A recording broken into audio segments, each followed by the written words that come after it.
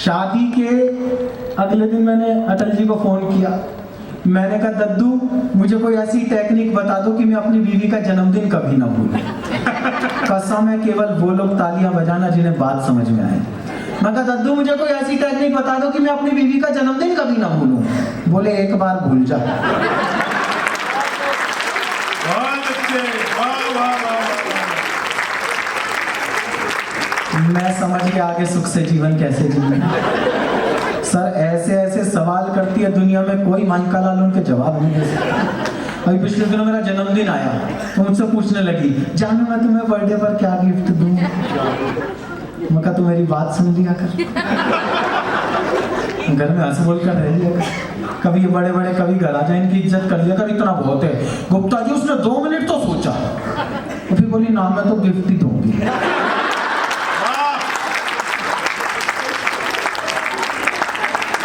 काम तो गिफ्ट ही करना पड़ता है। और गुप्ता जी कितने ही फुल मार्क्स बना लो वहां से 0 ही मिलना होता है। बस बता रहा हूँ कितने बड़ा पब्लिकेशन खोल लो, कितने बड़े कवि बुला लो, कितने बड़ा ताने, एक ताने से मुक्ति नहीं पा सकते। दिन में 20 बार कहेगी तुमने मेरी जिंदगी नरक बना दी। उन 2-4 बेचारों ने ताली बजाई है जिनकी सच में बनी।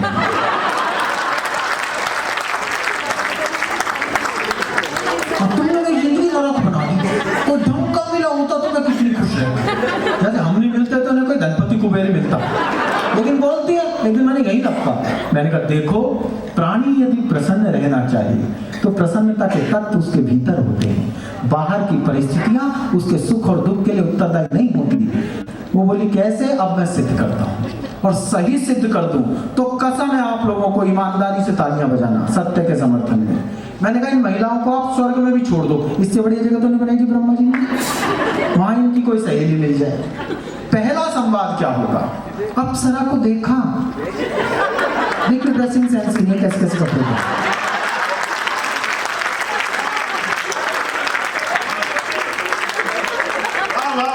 एक हम साहब हमें आप नरक में भी छोड़ दो, वहां हमारा कोई दोस्त मिल जाए, एक ही बात पूछेगा यमराज की बेटी देखी।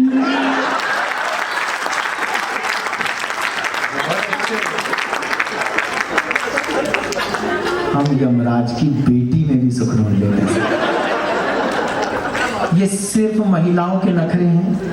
एक लाल रंग के भी 300 नाम बता देंगे, ये वाला रेड, वो वाला रेड, ऐसा वाला रेड, वैसा वाला रेड। हम सीधे साधे पुरुष कंडीशनर से सिर धो जाते हैं, सारा दिन सोचते रहते हैं बिना जाग वाला शैम्पू करने का।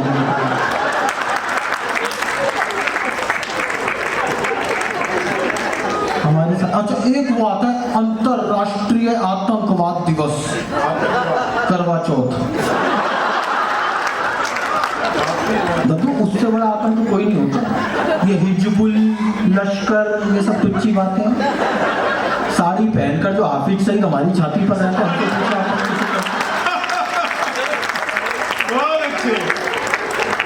करवा चौथ के दिन आप नहीं देंगे 25 रुपये। तो मैं क्या अपने कवि इसीलिए कवि होते हैं, वो दूसरों के दर्द को भी महसूस कर सकते।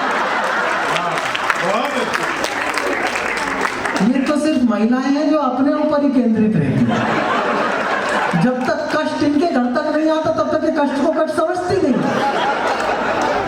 मैं सच बता रहा हूँ, आप मुझे फंसा नहीं पाओगे, मैं फंसता नहीं हूँ।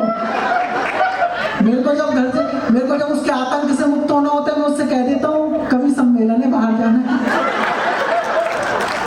10-5 हज़ार रुपए उसके हाथ में ले जाके पेमेंट के रख देता हूँ। उसे बता ही नहीं रखा मेरी पेमेंट कितनी है, वो इसी को समझ के खुश हो जाती है। इसलिए मैं उसके हाथों नहीं फंस रहा, आप तो चीज जाओ।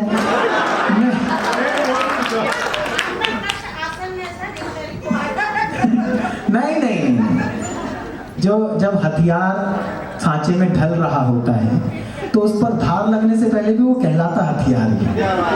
तो इसलिए कोई कुंवारी हो, कोई शादीशुदा हो, अल्टीमेट नहीं। मैं ऐसे फंसने वाली चीज नहीं हूँ। मैं सच बता रहा हूँ, मैं शादी के 3-4 दिन बाद घर से बाहर निकला, एक बिल्ली मेरा रास्ता काट गई। मैं रुक गया, वो बिल्ली वापस लौट कर आई। बिल्ली तेरा ब्याह हो लिया, अब इससे बुरा तेरे साथ क्या है?